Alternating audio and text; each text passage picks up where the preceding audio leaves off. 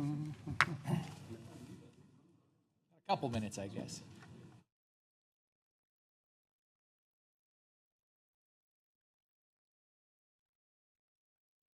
For folks on the phone there, I think we'll be starting in just a minute or two here. I'm here, Andrew. Okay. Okay. I think we got Don on the phone too, so I think that's everybody we're expecting. And Cody. Okay. Did anyone else on the phone from SMAC? Okay. All right. Cody and Dan. I think we got everybody here, JC, so whenever you're ready. Yeah. Okay, all right, Ready, Jamie? all right. I want to thank everybody for coming, everybody on the committee, everybody in the public. Appreciate y'all showing up. I'd like to call this meeting of the SMAC committee to order. It is 3:59, and we're meeting at VMRC headquarters in Hampton, Virginia. I guess first thing on the agenda, we'll do some introductions. Tommy, can we start down there with you? Okay. Tom Kellum, Weems. Ben Johnson, Suffolk. Ev Ledford, Virginia Beach. Richard Harding, Reedville. J.C. Hudgens, Matthews. Lee Deal, Heathville. Ernie George, Whitestone. Jackie Shannon, Chesapeake. Wayne France, Northern Neck.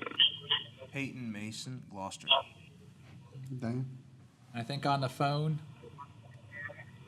Diane Dowley's, Tangier. Don Porter, Saxon. Okay. Cody Metcalf, Eastern Shore. Okay. All right, sounds good. Got a big crowd tonight. Okay, I guess next on the agenda, we'll go down and I'll ask for a motion for approval of the agenda for today. So moved. Motion's made by Mr. Deal. Here, second? Second, Tommy or Rich, either one there. Okay. Any discussion? All right, all those in favor say aye. Aye. Opposed? Aye. Okay, all right, motion passes. Abstention. Abstention, one abstention, Wayne France. Okay, all right, move on to minutes from last meeting. Did everybody get a copy? It was on the table there. Okay, everybody's got it, so, okay, look for a motion for approval of minutes from last meeting. Never say you were here. It don't matter. Well, Ben Johnson was here. Okay. We can I was present, but make an amendment to that. I'm speaking up for you. that's fine. Y'all need a few minutes to read it. We can approve that as amended or something. I haven't heard a motion to accept it yet. I move Okay. with the addition of Ben too. Okay, Yep. all right. Motion to approve the agenda made by Mr. Kellum, second. Second. Lee Deal seconds the motion. Any discussion? Okay, all those in favor? Aye. Aye. Andrew, Yeah, Dan? Go ahead. there's some echo. There's some feedback on here. Is there any way that we could be muted until it's time, like for us to talk or something? Yeah, if you're able to mute yourself, that would be good. And I'll try to take the mic off there and see if we can make it a little bit better for you, okay? All right, well, yeah, I'll see if I can mute. Let me see. It's probably on his end.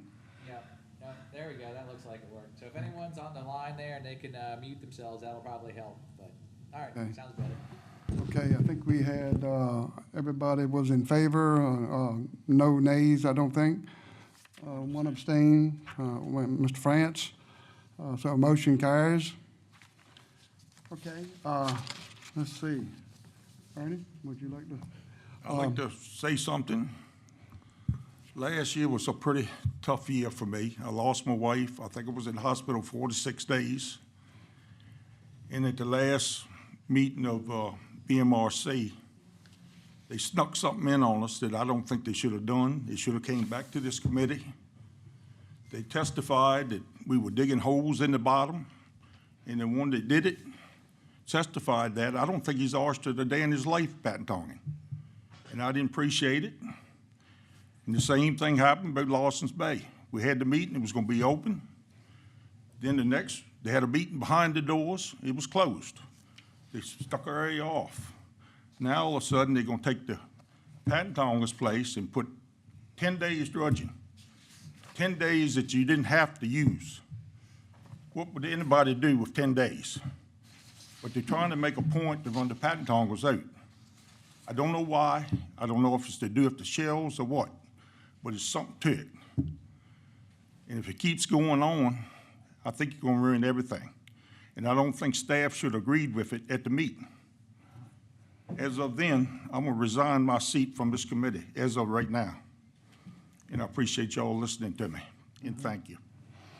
Okay, well, thank you, Mr. George, for expressing your concern. I know it has been some concern of some people on the committee, and we're certainly sorry to lose you, and, because we need a waterman, another waterman on the committee, so, I guess, my position to accept his resignation, and we'll go forward, okay? Okay, I think, yep, we can let that know, and the commissioner can make that decision in terms of Okay. appointments, but. All yeah. right. You have anything you want to add, Adam? No, we can work through the commissioner to Okay. see what the good candidates are and whittle them down. Okay. Okay, Andrew, I guess we turn it over to you, discussion of the 2024 oyster restoration and management plan. Okay, and I want to say thank you to Ernie there for his service on the committee. So, Okay. yep, and I'll be glad to take it from there. So I was going to go over, as we do every year, sort of an overview of the planned replenishment work for the year. So it includes largely budget items, and the primarily ask of this committee is any specific recommendations on areas that are need shell or changes in the program, and specifically this year on some of the shell planting and the seed. Want to sort of facilitate some input from the committee in terms of pricing that we're willing to pay sort of as a commission for these areas. So sort of keep that in mind as we're going over these plans. Sort of want to solicit some advice from this committee on what seems like a fair price, be it seed or shell planting, for some of these programs. I guess as we all try to be careful to use the limited funds that we have in the best way possible to benefit the most folks and increase the resource as best we can. I think we've done well at that in the past, but just want to sort of keep that in the back of everyone's mind as we go forward. And I'll try to pause periodically so there can be some discussion on both the actual plan itself and the best uses of the funds that we have available. And as we've gone over this before, there are some funds that we can only use for a specific project, so not everything is flexible, but the funding that we do have, there is some flex within that. That's what we'd like to try to get the advice from this committee on the best use of that funding. With that, I'll kind of get into a little bit of background and go over most of the plan. And before this goes to the commission, typically it's vetted through SMAC, and then we'll have a written summary of this, and that'll be publicly noticed and put out as part of the commission process. So anyone from SMAC will have an opportunity to come to commission meeting and speak on the plan. But once that's finalized at a staff level, we'll be glad to share that with the group in advance of this next month's commission meeting. All right. My arrow keys aren't working there. Andrew, can I ask one question? Sure. While you're pausing there. This would address our normal $2 million a year that we get from General Assembly, right? Plus some general funds. Will this include an additional that Commissioner Green was talking about? Yes, so the additional funding, I guess I'll kind of go over that here in a minute, Okay. but we have some funding available to start projects now. This current, like today, we Right. have that funding once it's been approved by the commission. And then that $3 million, most of that funding won't be officially in our budget until July 1. Okay. So we can likely start planning for that, but we wouldn't be able to award any kind of contracts using some of that new funding, new allocated funding, until we have a finalized budget.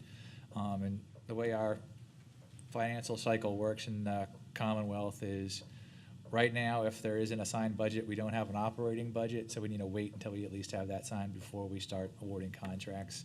We're on a 2-year cycle, so we won't have to do that next year, because we'll at least know what we're working with, and it would only get changed, but that's sort of where we are in the cycle. So, yes and no, we won't have a finalized, here's the dollars that we can spend Okay. now, but we can discuss that and sort of get a recommendation on what we'd like to do with Okay. just All to right, portion that going forward. So that's my not long answer of maybe. Yeah. All right. So we've all seen this before, but generally speaking, public versus private oyster harvests. Coming off the 2022-2023 season, we saw that harvest off of public ground over 300,000 bushels for the first time since '87 season. Close to 400,000 bushels off of private ground. And we're likely to see similar numbers this next go-around, probably even higher than last year given the season extensions. As long as market conditions are similar, we probably see it over 300,000 bushel harvest this go-around.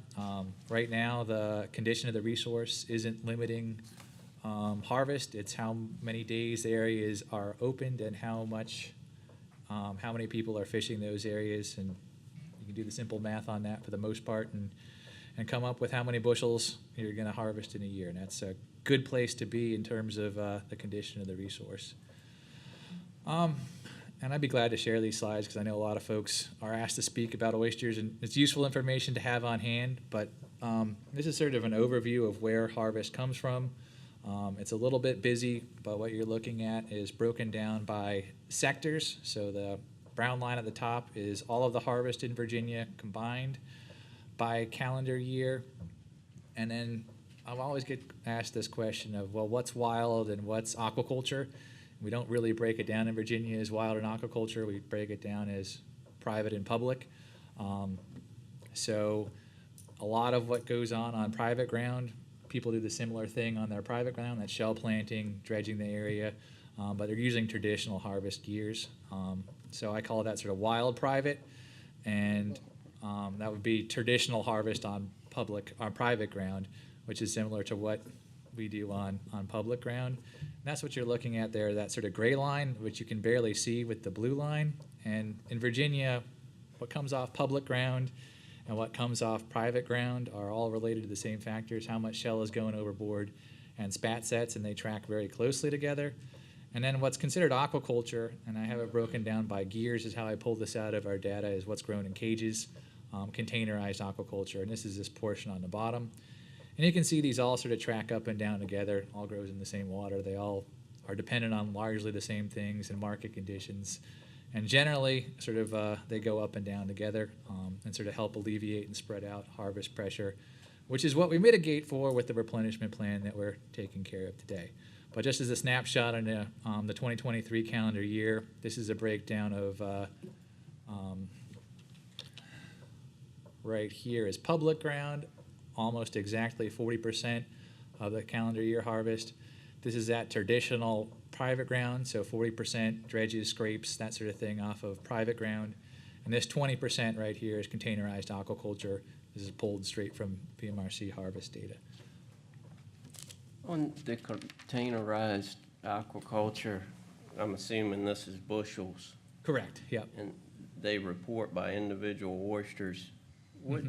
What formula do you use to come up with the bushels? It's basically 400 count per bushel is how it's estimated. And you Yep. convert it to, and then any spat on shell would be in the yellow. Correct, yep. Thank you. This is, you may have seen something similar to this, but this actually has the most recent year's data included, and this is not great statistics, but this is a Baywide average of all of the areas that are surveyed every year, going back 20 years, with the total oyster density and brown shell volume tracked. And that green line is right at 10, which for brown shell volume is sort of our target. And for market oyster densities is a density that's high enough to use any gear type, and you can make a day's work there. So at 10 markets per square meter, it's pretty good for hand tongs. So basically, any area that's at 10 markets per square meter, you could in theory fish with any gear type, or it'd be a really quick day with a scrape or patent tongs. This is just a quick overview for some of the new folks of probably similar graphs, and I don't have a lot of these. We'll get into the meat and potatoes of it here soon, of sort of impacts of scrapes and dredges, which are where most of the harvest replenishment effort goes. This is a post-harvest survey of Area 2 in the Rappahannock after last season. And what you're looking at here is, again, that 10 liters or 10 oysters per square meter oyster density. And this is before harvest in the fall, and this is after harvest in the spring. And this is the number of small oysters. This is the number of market oysters. This is the brown shell volume, and this is the spat. And this is what we see after an area has been opened. Most areas that are open for the full season that see significant effort would look like this. So basically, when an area is opened to its full rotation and it gets sort of the normal effort in that area, you're typically seeing about half the brown shell volume leave that area, and that includes the brown shell volume for the market oysters. A lot of the spat just isn't there from natural mortality as well as the harvest pressure. And smalls, again, many of those might have grown to market size, but they're not there after the season. And that's sort of what you would see in post-harvest surveys in any area that was sort of worked across the entire area. Andrew, could I ask you a question on the brown shell volume? Does that come from after you work it naturally? You're breaking the shells up and combine them and kind of working through the oysters, so you end up with smaller clutch than what you would when you start. Is that what that comes from? Yep, in part, and also that's the markets aren't there, so they're not included in that. And also, just what you said there, that's sort of ground up, and any shell that was carried off the reef in the harvest process or lost to other processes there. Okay. Yep. Hey, Andrew. Area 2 was open for 3 months last year, from December until Correct. February? Yeah. Okay. And how long was would Area 6 be open this year if it wasn't taken off?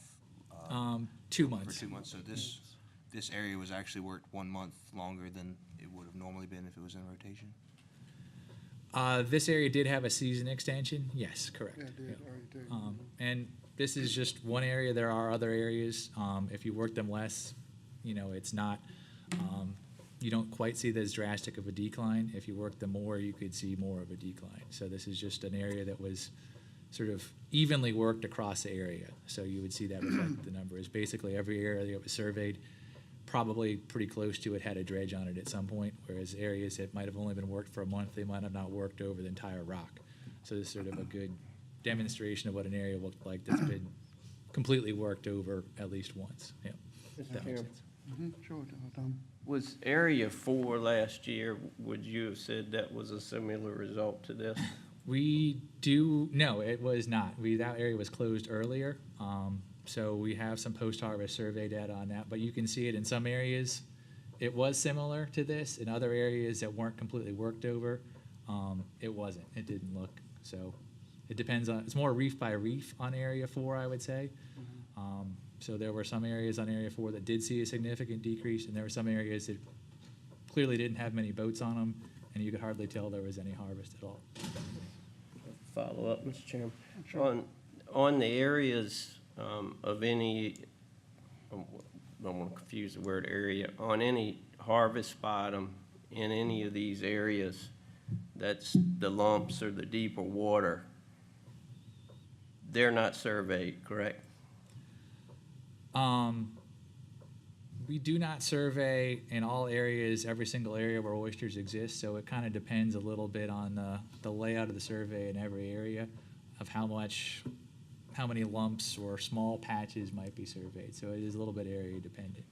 In Area 2, is it pretty much Mosquito Point up proper, or is it, what's the survey area in that harvest area? It is Mosquito Point up, and it's mostly on the south side there. So it's Bush Park, North End are the main harvest areas. Yeah. Thank you.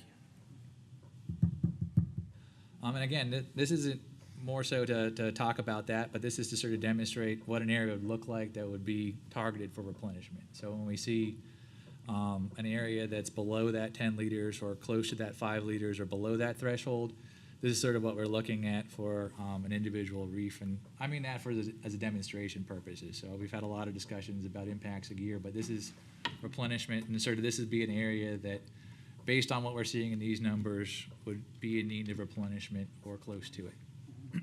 So still, it's in better shape than it has been in the past after harvest, but in terms of areas that need replenishment, we're looking at that brown shell volume. When that's close to 5 or lower, that's when it's targeted for replenishment. And this is a little bit of review, but the reasoning for this is, again, this is 5 liters of brown shell volume. This is 10 liters of brown shell volume. You're looking at spat right here, and it's really just physics when it comes down to this brown shell volume. Is at 5 liters of shell, half the area in front of you would have exposed shell on it. At 10 liters, the whole area would have a single layer of shell that's available for spat. So there's simply just more surface area available at that point. So if you do get good recruitment, you can take advantage of it. If you have less shell, not to say you wouldn't get any spat, but you can't take full advantage of a good spat set when you get it. So you really don't see these high spat sets unless there's physically the substrate of live oysters available for it. And that's sort of how our replenishment program works, is we're sampling these areas. If they need more shell based on those numbers, we put it there, and that's kind of what we've been doing for the last 30 years or so to sort of get to where we are now in terms of thin layer additions of shell at 1 layer thick directly on top of harvest areas. And that's how the replenishment program has been run for, close to the last 20 years. Down to the meat and potatoes. So I'll go over a quick overview of where our funding is coming from. So these are estimated costs, sort of the budget likely available. This is the funding source here, and this is sort of the proposed project. So there were some discussions at previous SMAC meetings about doing sort of a combination of seed oysters from maybe different areas, and this should actually be $6 to $12 per bushel, but we have probably about 100,000 available for this, which is going to be a combination of non-general funds, primarily user fees, and there might be some general funds available to do that as well. Shell planting, which is the majority of where we spend our replenishment dollars this year. Current budget language has $2 million in general funds for replenishment. That's a $500,000 decrease, but there's a one-time bonus of non-general funds of $3 million for this year, so it's a net increase in what can be used for replenishment. We keep an option to use some of our shell, primarily fine shell, which is sort of a byproduct of the dredging process for restoration projects. But there's at least $1.5 million available in general funds that we could put towards shell if we wanted to. This is that new funding that I believe Commissioner Green was speaking of, which is non-general funds, which is in the current budget bill, but won't be available until there's a final signed budget.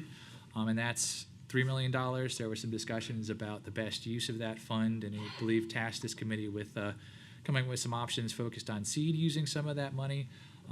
But there are some things that we can do in terms of shell planting with that as well to sort of encourage new seed areas, or if, I think there were some comments made that would be a lot of seed to move, so we can use that for other replenishment projects as well. Eastern Shore shell planting. This is a combination of a long-running funding source from the Nature Conservancy that they've been providing for a number of years now, consistent funding for Eastern Shore shell planting, combined with restoration-specific general funds. And alternative culch projects, also known as ROCs. We have focused most of our replenishment or restoration dollars that are specific to non-harvest areas into stone planting. Additionally, this year, the Army Corps of Engineers has federal funding that they're going to be implementing a project with, and we're just using existing work as cost share. So we're technically the non-federal partner on that, but I've included that funding as part of this plan just so for awareness. But that's federal funding that we're not on the hook for any extra money for. They're using work that's already been constructed in kind to do their project on areas that are close to harvest. And that's a breakdown of the money that we're going to be talking about. I can pause there if there's any questions on that before we get into, I think on the agenda, the seed program here. I'll go back to that if anyone wants to. I feel everybody nowadays has QR codes, so I might have to start working those in so everyone can hold up the screen. Andrew, just to clear up, for example, seed oysters at $6 a bushel, is that your overboard price? No, that's an approximate, probably bottom price, sort of ballpark. When we get into that, if there's sort of some discussion on price points, that would be a good point. But that's sort of probably a lower end of where we would be able to move seed using one of the larger boats, so dredge seed. Yep.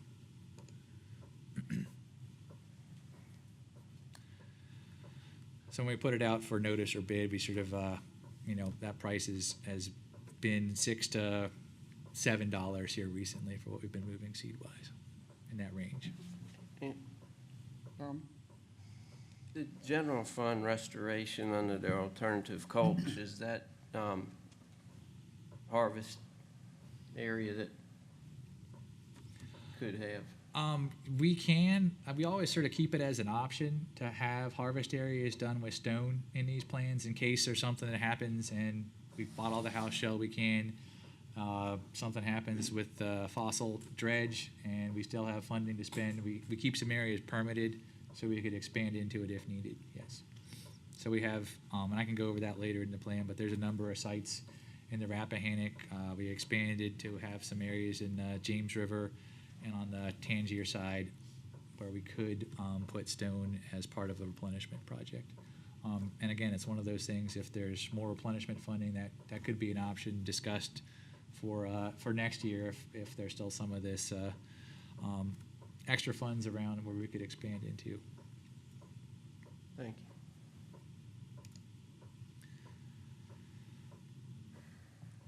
I'll go back there. Do you have anyone? Yeah, you good? Well, I'm just curious, how long have you been planting stone, the alternative mulch? 5 or 6 at least 2014. Does that sound right? I think some of the earlier projects into the Pianki tank went in 2014. Is it working? We won't really see surveys on the stone that's planted. Yes, I guess so. On the harvest areas, if you worked in Bush Park in the Rappahannock, there's been some stone there that's done really well. And over at Butler's Hole in Area 1, we've done stone there. So those are the two harvest areas that have seen the largest projects. And there might be some committee members that might have comments on that. But I've heard good things from a lot of the harvesters on it, and it shows up as pretty effective. You can't usually plant it on as soft a bottom as you could shell. It tends to sink a little bit quicker, but on the firmer side of things, it does pretty well with like 57 stone chips. So typically what you'd plant in your driveway. For the restoration side, we use a little bit larger sizes. Have you tried any bigger stone? Have you tried like 5 stone or anything like that? Is there any difference in that? We've used probably everything from 4s, 3s, 2s, and 1s, and I've unfortunately or fortunately gotten pretty experienced with aggregates these days because we plant a lot of them. So if you get smaller number 3s or 4s, maybe, but in the harvesting process, what we did some areas with sort of smaller number 2 and 3 concrete that were harvest areas, and in the harvesting process, those larger rocks tend to break up the oysters a little more. And the 57 stone, sort of that 1-inch sized, seem to grow nice singles, and you could just knock the little stone right off. So I think it seems to be like a good size, but I mean, definitely the larger sizes work for getting oysters on, but what kind of harvest would be effective on it would kind of depend on getting that size just right. Okay, thank you. I don't know, are any of the buyers finding any rocks in there, or no? Okay, we'll see it. I've Okay. seen some from across the bay. Okay.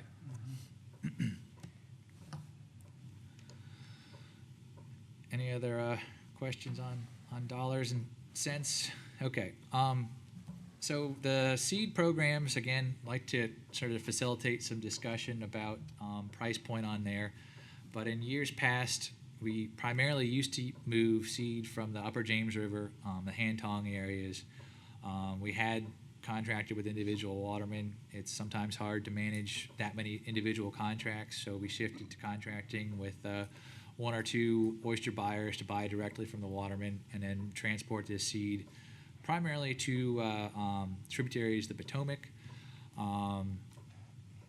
We haven't done that program, I think, since 2017 or 16, when it actually bought hand tong seed. The last time we tried to do it, we weren't getting any bids for a price that sort of the commission and the committee had agreed on.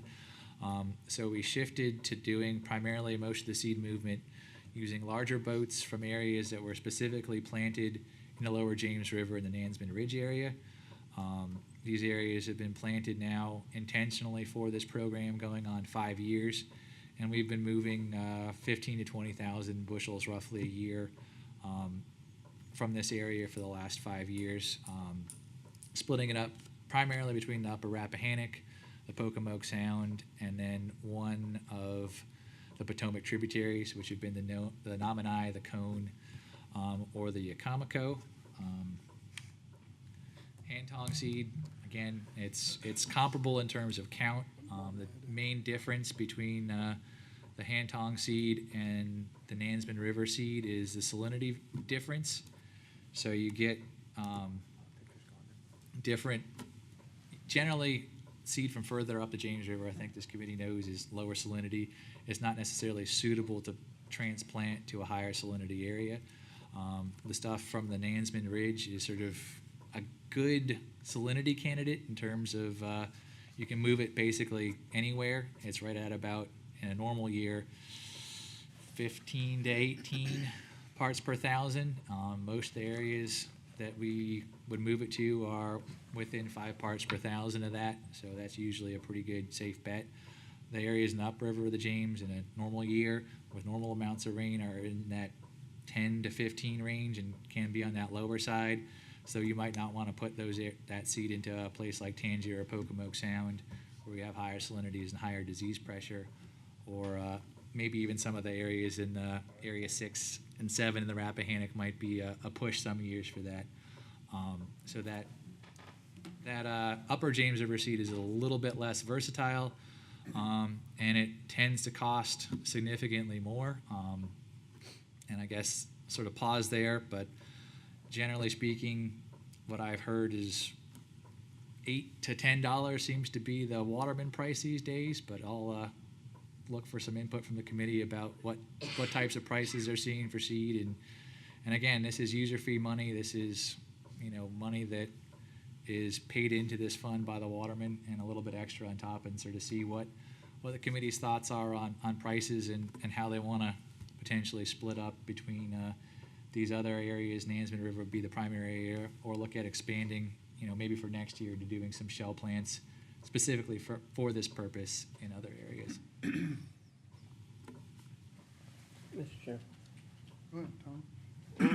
Through the, I guess 1998 was the last year we did it, but we had a huge in-state seed program in the Pianki-Tank in Wicomico. I guess prior to the private seed collection out of the Pianki-Tank, there was a dredge fishery. It was huge. It was a lot of run boats, that sort of thing. Has any consideration been given to that resource and it's the ideal salinity for some of these areas that we're going? Mm-hmm. It's definitely something that we've discussed, I think, at this committee. I think the issue, I wouldn't say it's necessarily an issue with the Pianki-Tank right now, is a lot of those reefs that have had seed moved off of them. I mean, it wouldn't really be seed at this point. There's a lot of market oysters in there, and they haven't had really phenomenal recruitment. I mean, they've had persistent sort of normal market type seed conditions. It's not really, doesn't really look like a typical seed area in terms of high counts per bushel. Mm-hmm. So you'd be moving probably closer to market oysters than you would sort of traditional seed at this point. So that's something to consider in terms of where those areas are right now. And traditionally, I wasn't old enough to recall, but I guess shelves went back in those areas and they were just rotated, sort of like what you're doing with Nansemond Ridge, that they were just put and take for seed. I guess When they were initially established, the history on that was in like 57, 58, in the early 60s as a response to MSX at the time, or disease, was to try to establish those as seed beds. So prior to the state intentionally working with NOAA to kind of do what we're doing now in terms of boosting these areas, they had been normal harvest areas. And they were sort of that, like you said, that focused state replenishment area specifically managed for seed for a number of years. So it's been both, depending on which decade you want to look at in those areas. But it had been intentionally planted, and tens of thousands of bushels were hand tongued out of those areas for both seed and private ground at points. Yeah. At the end, it was a pretty big dredge seed fishery. I would have to look at the numbers from '98, but in terms of the program that transitioned to private ground, I mean, that was the planting 2 bushels of shell for every bushel that went off there. And we were starting to see a decline in the areas, and that's kind of why we took a pause on that at that point. But it's something to, if there's other ideas from the committee that we could look at. Yeah. When was the last year that we harvested there, Andrew? Want to say Pre-COVID, 18, 19, something like that? Yep, yeah. Like 2018 or 19. Gotcha. Uh-huh. Tech. Yeah. I think I got a question in the audience too. To comment on follow-up comment. Mhm. At the end of the 1990s, after the event, that river was practically dead. There were a couple of years in there when there was almost no recruitment at all. Mhm. It wasn't until the early 2000s, if I have this correct, that we saw any sort of recruitment at all. So a lot of that stuff that happened before then was sort of interesting, but really, the whole thing went to zero and we sort of started again around 20 or so years ago in there. And so I think if you're sort of looking at what should we do now, I start sort of your thoughts around 2003, 2004, because that was when that river actually started to recruit again. We saw recruiting in there and in the Great Wacomico around 4, 5, and 6, and it's been pretty standard since then. But for the decade or so before it, it was in horrible shape. Just a point of interest. Jeff? And I don't mean to go against Dr. Mann, but in 1998, I worked a small boat in the Piantank selling to buy boats, and we harvested 40,000 bushels of seed out of that river that year. It was moved, and that was in 1998. 98, Yes, sir. long time ago. I think that's the last time it was done for the public. Yeah, you're right. Yeah. Okay. Yeah, and that was, I guess, sort of when there wasn't a lot of other things going on. It's kind of jogging my memory now. We had lots of boats. It was sort of a state-run replenishment program, basically small boats, and then replanting it in other areas. Yeah. If I remember correctly, there was a lottery and, up until then, and Mr. George would know more about this, but there was a lottery that boats participated in the Wacomico and the Piantank seed movement, and it was a pretty big deal. Right. Now, it's one of those things that we talked about, quotas in these areas.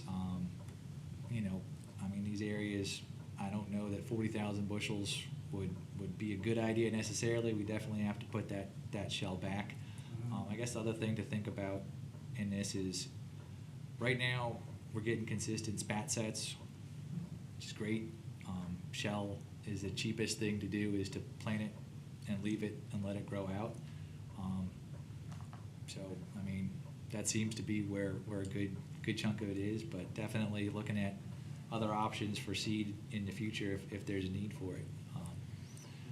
And I guess the other question is are there areas where we think we could put 40,000 bushels of seed that we needed on public? That's another sort of question for the committee in terms of areas that need seed right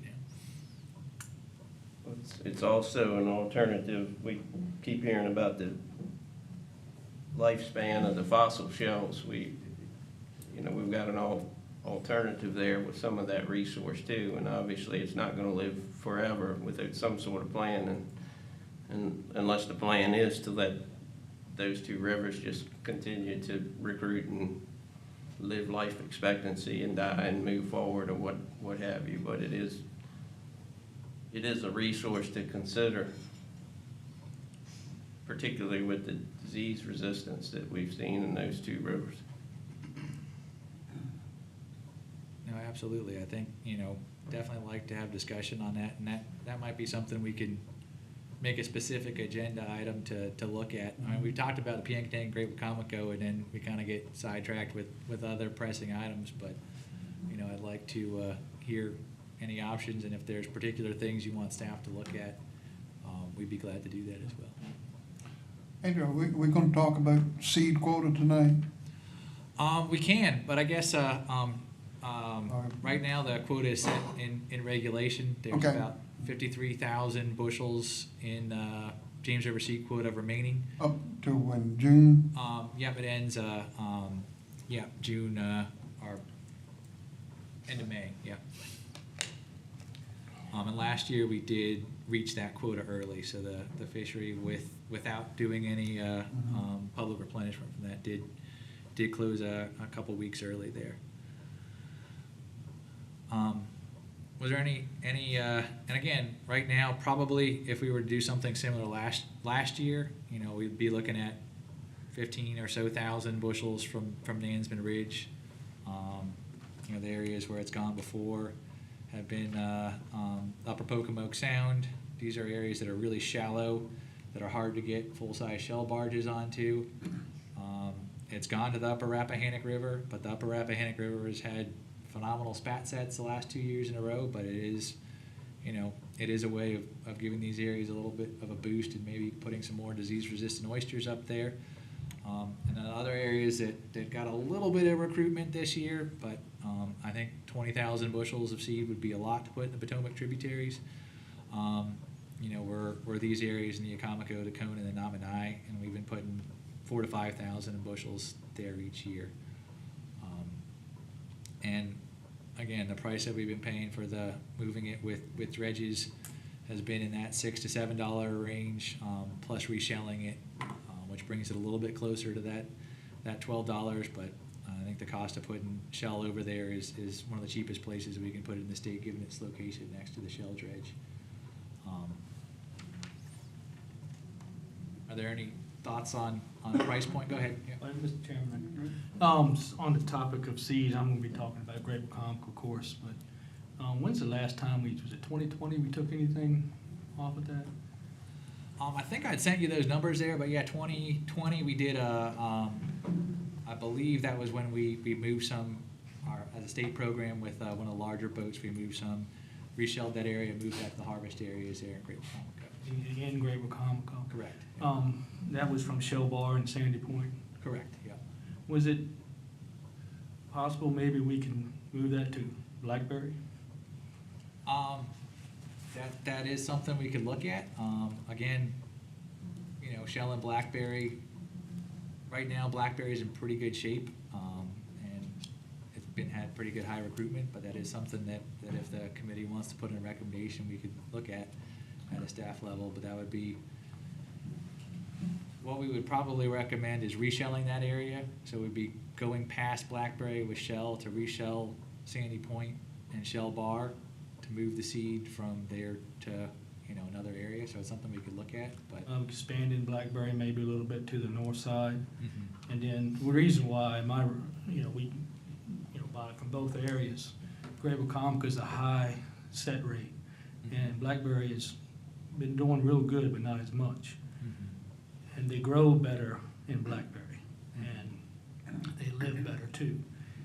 So just, we can just expand on Blackberry, maybe move some seed from Shell Bar and Sandy Point up there. I think it would help out tremendously, because we're working Blackberry a month every year. Mm-hmm. So I think, from what I see, and all I do all summer long is oyster in Great Wacomico, because the public's really only about 6 months. So, but I just see that there's a better product off of Blackberry, and we got a great big area that we could expand upon. Just a thought that maybe this committee can, vote on. Thank you. how do you feel about that, Tommy? You buy there too, so. I think it makes a lot of sense, and Blackberry is a premium, produces a premium product. It's easy to market, and How's it going this year? And Blackberries, Yeah. yeah, they're phenomenal. They're good. And I don't, do you all get some too? I haven't seen it this year. Well, I'll be honest with you, they're just as good as A8s right now, so. Button and Grable Common. But, you know, Grable Comica is like a strike, slow-growing area, where I think blackberries that move it to that grow-out stage. That's what we see.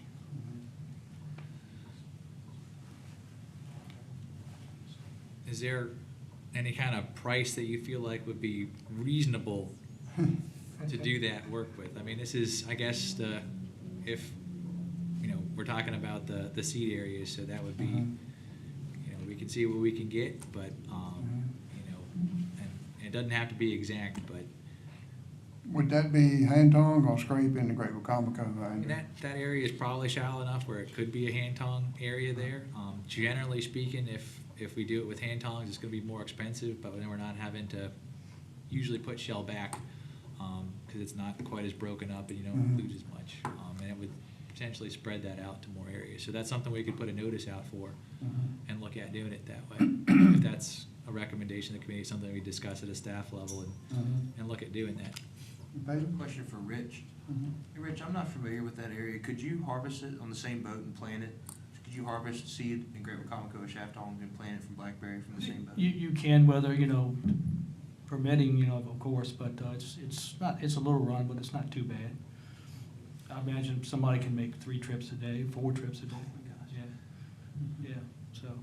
And just on that note, I think we've done pretty well at a staff level of making sure that every taxpayer and every user fee payer is getting a fair measure. So if we were doing it from harvest boat to other boat, we haven't necessarily had great luck with lumping product, so we probably want to tub it out and then replant it just to make sure that you all were getting what you were paying for. But that would notably probably increase the price, right? Because you have to pay the market boat. It could, yep. Yeah.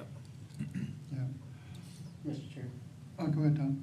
Andrew, to your point of, about what it would be worth or what it costs, what would you estimate a bushel of shell planted on blackberry to cost? To get it all the way up there, probably in the $4 to $5 range, close to it, yep. Thank you. Just giving thought to what the seed's worth, just kind of like a benchmark to work from. And that would be tubbing it out? For the shell? For the shell, I'm talking about the seed. Oh, the seed, yeah. seed. I guess what Tommy was talking about there was sort of what it costs to get, about what it costs to get shell up there. Is that I thought you were talking about seed. Is that house shell or fossil? That'd be probably fossil shell right now. Yeah, in that range. So I guess we need to determine the comparison between the two, between the fossil shell and taking up seed in the Grable Comica. Yeah. Yep. I mean, if I guess I can do some quick math to kind of give you something to work with there is probably if we were putting 2 shells back for every bushel of seed moved, if we were moving it with dredges, that's typically what we do. I think in that area we were paying around $4 to $5 just to move it with a large boat. So to your point there, sort of what we were doing if we were moving it with one boat, and we were tubbing the dredges is what we were doing in that case. So that's a little harder if you've got 20 boats, but you know, 2 or 3 might be doable.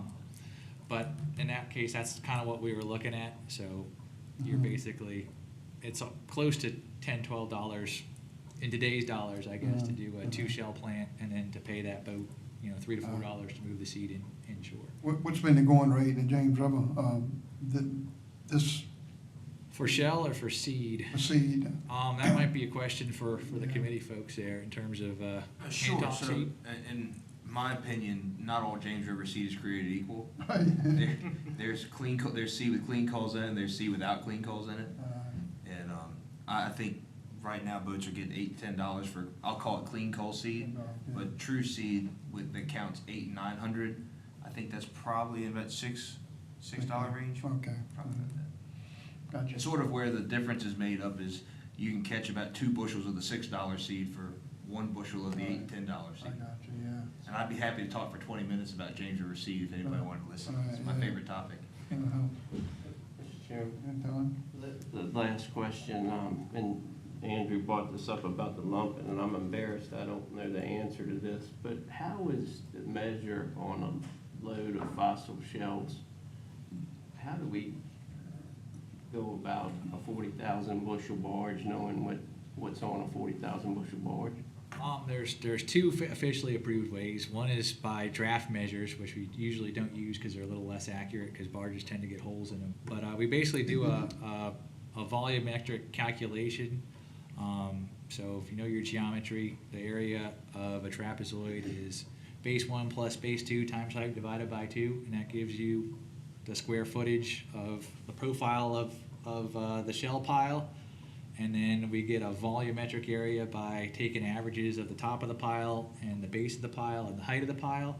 And we measure it out in chunks with our staff and their staff sort of agreeing on the measurement marks. And then we do a calculation of converting cubic feet to cubic yards. There's 15.5 bushels in a cubic yard, and we can calculate it out like that. And we've been getting I would say a more than fair measure on the amount of shell that we're getting out of this. So I think we've been pretty happy in terms of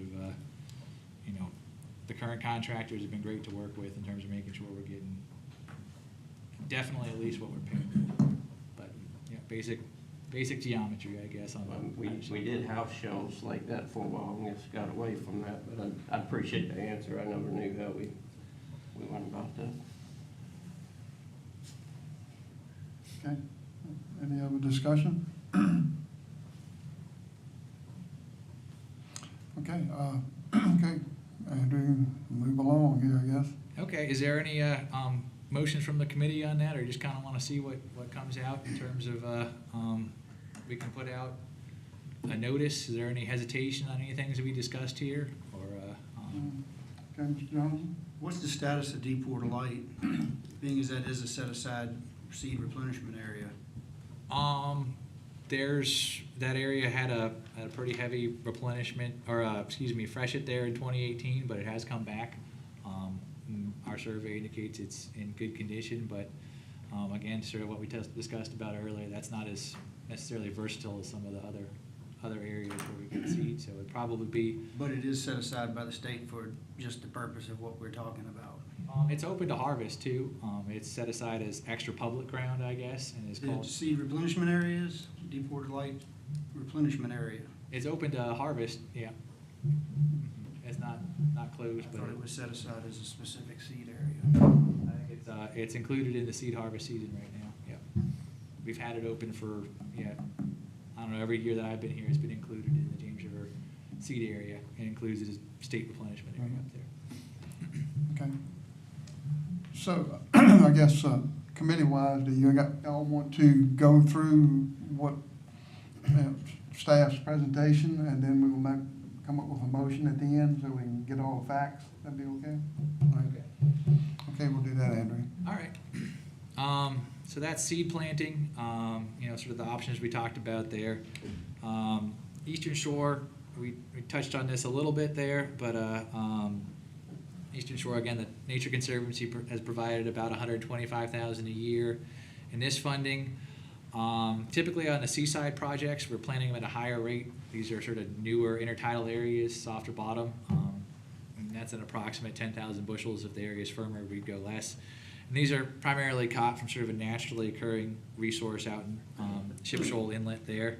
And this year, we're looking at doing with some of this shell both a seaside project on the Eastern Shore there, and looking at doing maybe a couple acres in Nassawadox Creek, which is a bayside tributary there, specifically as a harvest area.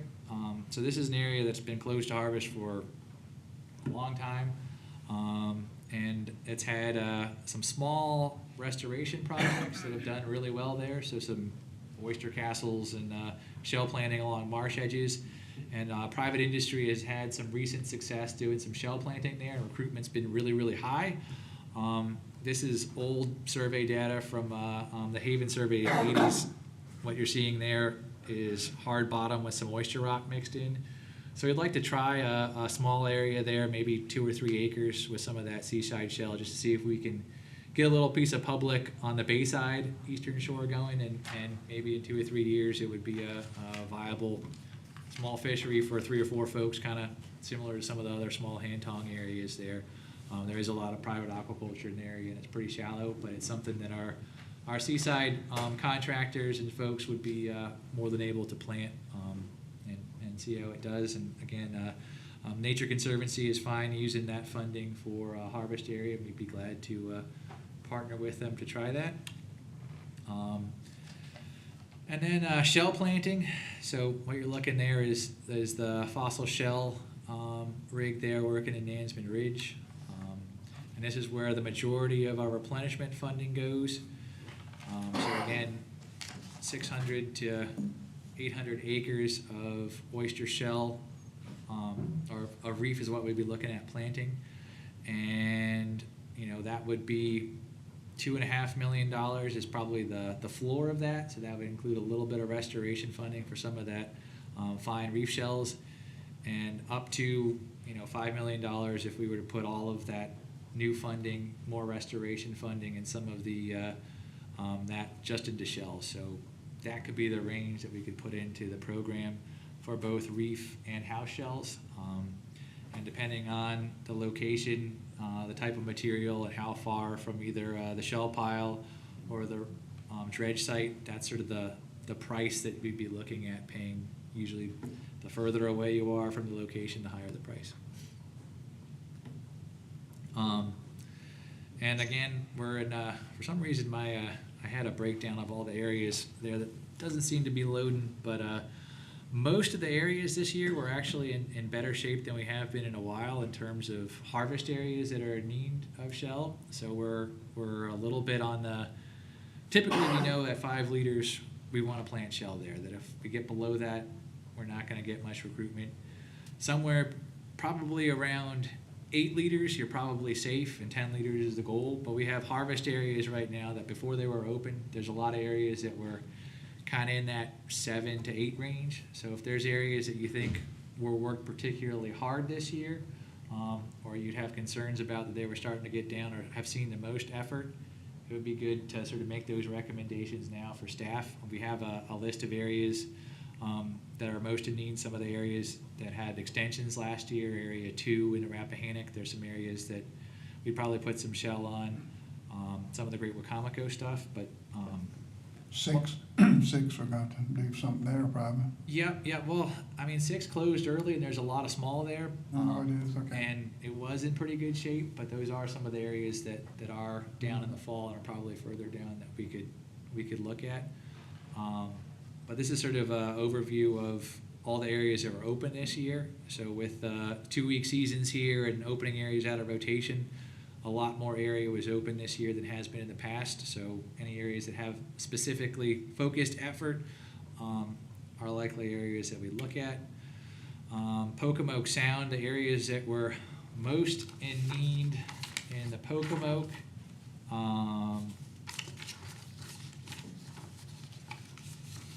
Were most of areas 9 and 10, again, very hard areas to shell, and we were looking at doing some seed there. 2 areas in Tangier Sound, Thoroughfare in California, that, just a couple acres there were sort of the areas that were worked the heaviest when those areas were open. So those areas showed up as in need, other areas less so. And then in the Pocomoke Sound proper, Bird and Marshall's Rock were getting down a little bit, but again, they're good for the Pocomoke, but they're under that 10-liter volume of shell, whereas Thoroughfare in California, portion of them, sort of the area closest to the island of Tangier for both of them, was down the furthest. So those are areas that we'd likely look at targeting. There's a close-up of area 9 and 10 for the seed. Here we go, Pocomoke and Tangier down. There's a list of the areas, and you can see this yellow is sort of where the question mark is when you get into these areas. Those areas might not really need it unless they had a lot of heavy pressure, but when you're seeing those red numbers, that's where those areas are definitely in need. Rappahannock, again, that's a snapshot of the areas that are open. This is pretty good for the Rappahannock. Normally, probably folks have seen this before. We've seen a lot more red, and this is shell volume right here in these areas. And a lot of these are sanctuaries that are really thin and might have had some sediment over. So most of the actual harvest areas are in pretty good shape. Bush Park, that stone one, was one of the areas that had a lot of effort in that extension. This is an area we could do with stone. Moratico is just a huge area, 121 acres, and not all of it's been replenished, but it's close to that 5-liter threshold. So there's spots there that are really good, and there's spots there that are bare, and that's kind of where that number comes from. And then once you get to sort of here, these are areas that, you know, probably don't need it unless they saw a lot of harvest pressure. Drummond Ground inshore was one of those areas that probably saw some of the heavier pressure in Area 4. You know, this area had probably 14 liters prior to harvest, and this year has about 7. So there are some areas that did get worked down. That's sort of what you're looking at for the Rappahannock. But again, you know, probably where we'd focus on is Area 2, part of it, maybe a little bit more up in Moratico. And we discussed about, you know, if there's areas and there's shell available, sort of expanding what we've done similar to the Manasquan Bluff in some newer areas. I think Punch Bowl has been an area that was mentioned, and I think seen some boats working there. There's been shell plants there in the past. We have a pretty good idea of you know, we could put some shell in some new areas since things are in general in pretty good shape. Yeah, go ahead, yeah. Have we given consideration to why we're planting shell in these sanctuaries as opposed to deterring side stone? We can do both. So in areas when we have shell available and we're in the area, it's a matter of cost. Some sanctuaries are not necessarily ideal for stone, some are. Another aspect is if we're treating harvest areas and sanctuary areas similarly, we have a better natural comparison in terms of if the sanctuaries are going down drastically and the harvest areas aren't, or vice versa. It gives us a comparison to look at when we're comparing areas. But many of the areas could be planted with stone. Historically, most of our sanctuaries have been a combination of shell and stone, so they've been both. Are you seeing similarities, say Area 4, between the sanctuary and what you're planting? Most of the sanctuaries aren't planted very as frequently as the harvest areas, so it would probably depend on the sanctuary. So there's some sanctuaries that haven't had anything and are kind of up and down with spat set and recruitment, and there's some areas that the sanctuary has seen a decline for any number of reasons. And we look at trying to restore that sanctuary because we understand that, you know, that's providing broodstock to both harvest ground and public ground and allowing natural disease resistance to persist in non-harvest areas. So that's sort of the value of maintaining robust populations in sanctuaries. But it is something that sanctuaries in need, if the bottom's suitable and there's funding available, we can and have done a lot of stonework in those areas.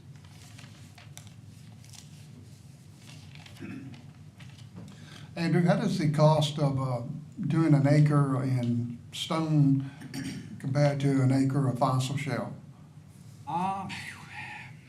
Just roughly. It depends on how big you go, but I'll do some quick math. But roughly, and again, it varies a little bit by price and contractor, but typically 80 tons of stone is pretty close to 1,000 bushels. Okay. And I don't want to tell you wrong by doing math in my head. I think there's some teachers up there that would be embarrassed at me pulling out a calculator for this, but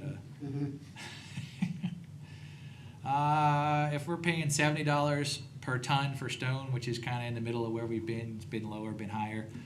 You're looking at 5,600 an acre for the same volume as 1,000 bushels, and it could be, I would say 4,000 to 6,000 for both is probably about where we'd be. So it's about equal. It can be, and it can be. One could be 2,000 an acre higher, and it really would depend on the area there.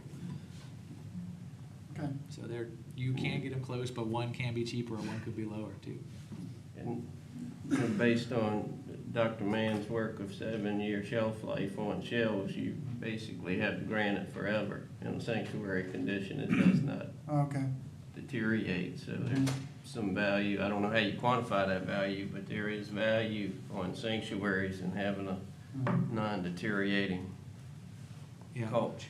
Now, we put the majority of the large sanctuary work is shifted to stone.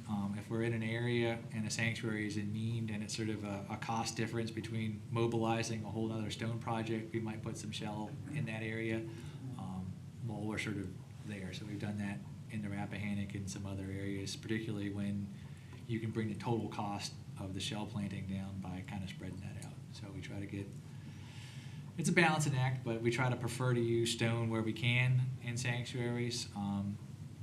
To Tommy's point, because shell is finite and is more appropriate in more harvest areas. Okay. The James River, again, the James River is in pretty good shape right now. The lower James River, based on the fall survey, is across the whole lower James is in that, most of it's in that 7 to 8 range.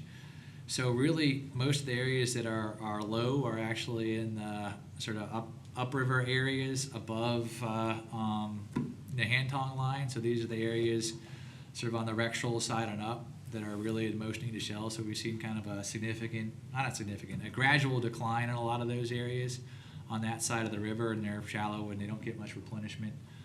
So those are most of the areas that are in need of shell, and we likely wouldn't put shell there. We don't have the resources to plant 1,000 acres of shell in these areas. The areas that we probably focus on for the James River are mostly those downriver areas in need of shell. So the Nansman Ridge and High Shoal, maybe cruisers in those areas, depending on how the season extension has went, and sort of look to how March plays out and kind of go from there. And we will get an opportunity to do a resurvey in some of these areas. And sort of see after the harvest season extensions what are most in need. But right now, if we're looking at fall numbers again, most of the lower James River, with a few exceptions, would need a lot of resource based on the recruitment and the shell planting that we've done there in the past. But definitely Nansman Ridge if we're moving seed from that area, and probably some of those other areas in the lower area. And if there's particular areas that we resurveyed in the spring that looked like we needed it in the scrape areas, we'd likely add to it. The Mobjack and York River.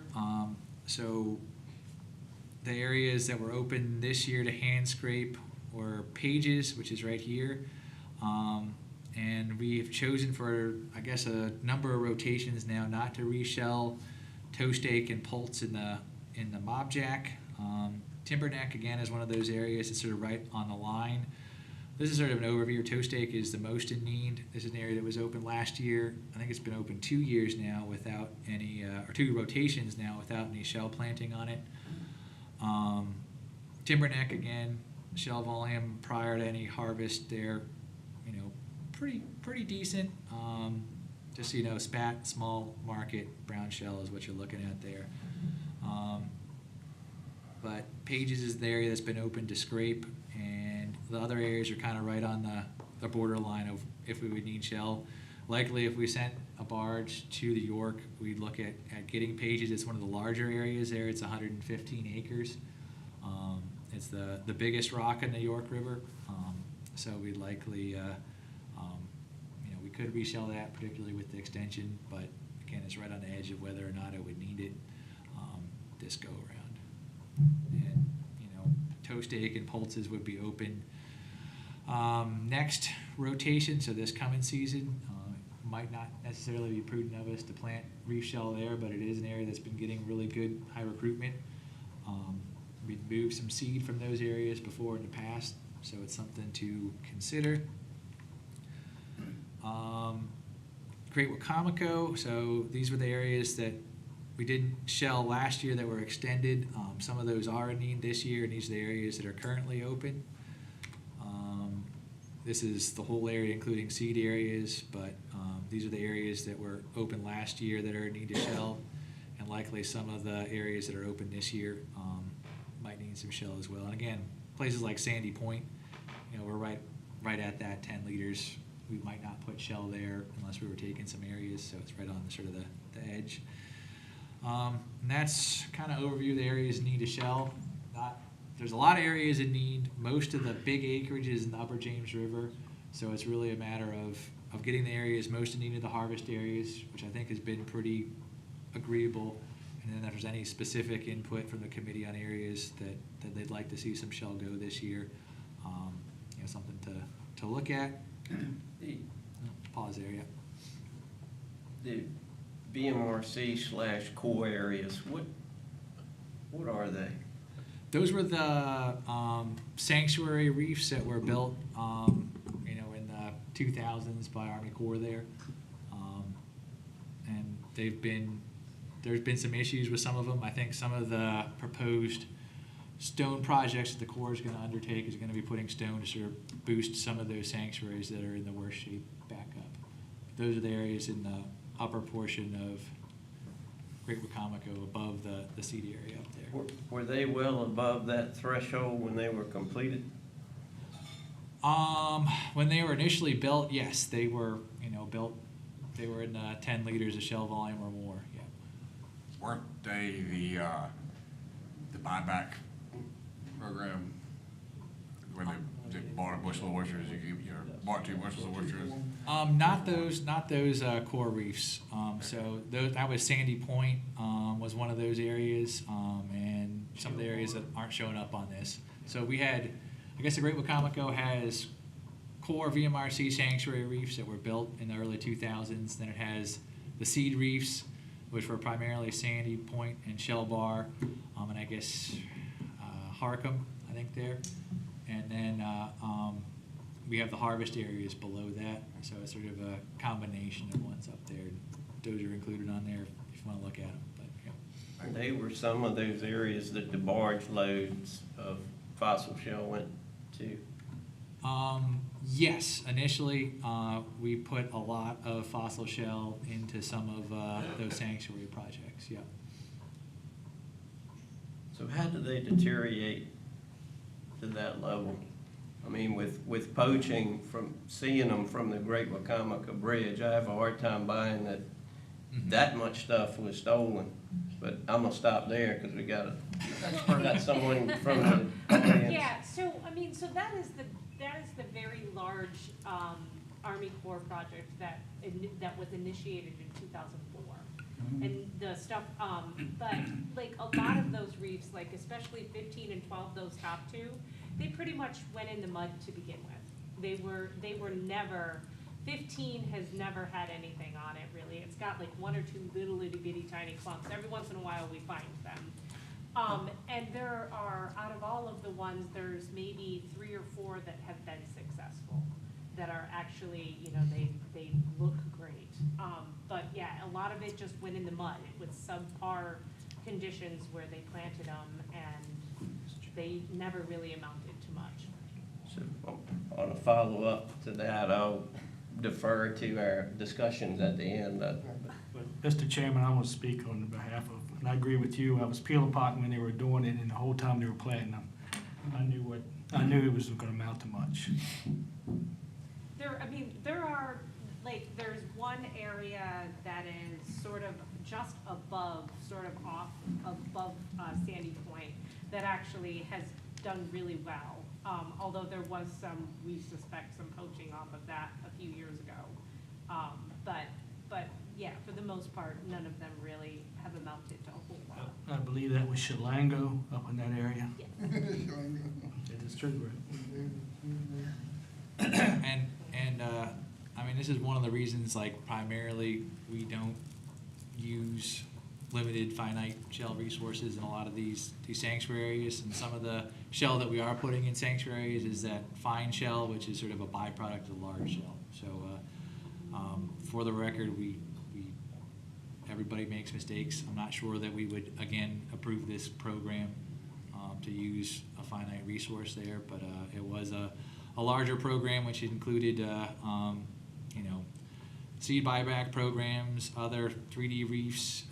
This was at the time period when there weren't very many oysters, and we were trying a lot of different things to try to bring them back with our federal partners. So not everything works all the time that's been tried in the past, and some of this worked and some of it didn't, and that's kind of where we are. Yep. Any other questions on shell planting before? We can break it up or save it for then, whichever you wanted there. I was going to get into alternative substrate, and then I'm hopefully going to stop talking and let you guys discuss things for a little while there. But that's sort of the rough breakdown of shell. And again, the good news is most of the harvest areas prior to harvest were in pretty good shape. So that's a good thing. It's just a matter of, we have funding. We can lightly replenish these areas and try to expand into other areas where the shell won't sink into the mud, including areas like Punch Bowl and what we've done at Manaskin and some of these other areas, which is an option we haven't always had in the past with the condition of the resource. So it's a good place to be in where you don't have this whole big thing of red where you're going, we don't have enough shell, we're doomed. We're going, okay, where can we expand to? So generally good. Alternative substrate, rocks. We've had, again, a pretty large program here, mostly done with restoration-specific funding and grant funding, both using traditional sort of spray-off barges as well as bucket and crane operations. This year, we're going to get permit authorization to keep that permit authorization for keeping up an option open for up to 100 acres roughly of replenishment activity and up to an additional 100 acres or more of restoration-focused activity. This year, most of the restoration work that's going to be undertaken is going to be sort of federal side with that core match funding. We're going to continue some projects that were already approved by this committee and the commission in the Mobjack and the Elizabeth River. And again, if there's funding available at the end of things, or sort of while we're doing other rock projects, look at doing some harvest areas again, potentially the Rappahannock, or if there's other areas where you'd like to try to do some stone planting, we're open to suggestions. And that's really all I have in terms of specific projects. I have a lot of backup slides if you want to look at some more complicated graphs and spreadsheets. But that's sort of a breakdown of where we are. And I'd be glad to answer any questions or open it up to discussion and comments. Well, I think one thing, I think we're in pretty good shape. We really are. Most everywhere, decent, not down sufficiently, but we got a good start, and we got some additional money coming and all. So I think I think once we get this going here, I think it's going to definitely see a big improvement. I think, I think the committee might feel the same way about it, I guess, barring any major changes, this committee, how do y'all want to work this motion? Not knowing exactly where we're going other than the Blackberry Hangs project, the standard, James River, York River, and the Rappahannock areas that you discussed. I would think that we need to concentrate there and so I'm kind of looking for discussion and a motion of how you want to move forward. I got something I'd like to chip in, maybe Okay. not a motion. There was talk about shelling upper James River, which is a shaftong area. It's not very productive. I would probably think that it's not wise because we've got lots of oysters in the James River shaftong area that aren't touched as it is. I got you. Personally, I think that stuff would do better in Rappahannock or expanding on rocks Okay. that are already in place. Okay. Appreciate your thought there. Mr. Chairman.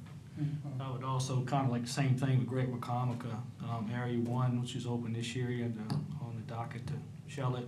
From what the watermen have been working there, seeing there's so many little oysters there, I just don't think we should cover them up. That's just, maybe take that effort and funds and switch it over to something else, blackberry or something else.